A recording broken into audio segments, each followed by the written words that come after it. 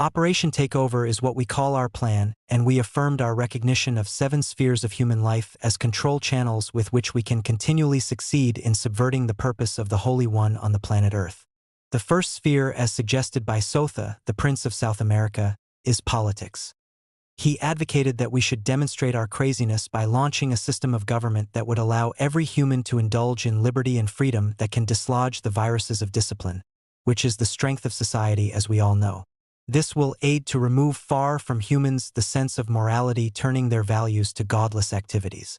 One of the methods is to influence their leaders to enact laws based on what the people want, which would be inspired and influenced by us and will negate God's covenant with them.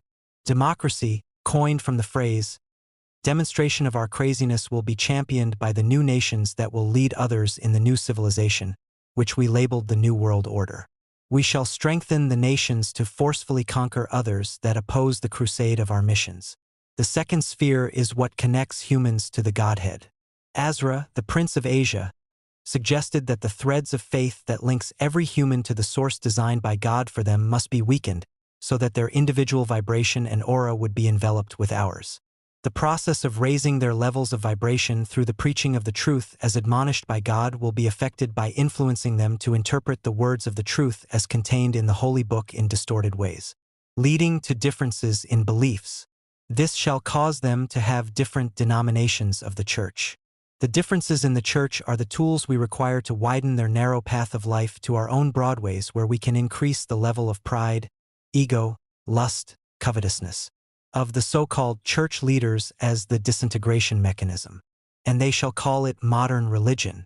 Fora, the Prince of Africa, suggested family as the third sphere, empowering the women to dominate their husbands, and discourage the use of disciplinary measures on the children, which will disorient growth in the family. We shall influence the policymakers to enact women liberation policies that guarantee indulgences in infantile disorder within the family structure.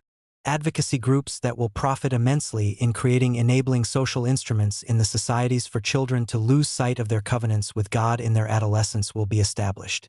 The husbands would only be regarded as the money-making machines that will be facilitating our disorientation of the women and children.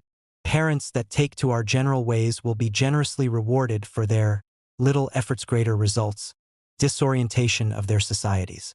Before long, they would become walking demons with strong preference to change their societies to nude colonies with homosexual and bisexual defilement of their organs of procreation. He looked up as though expecting a remark or praise from his master and then continued.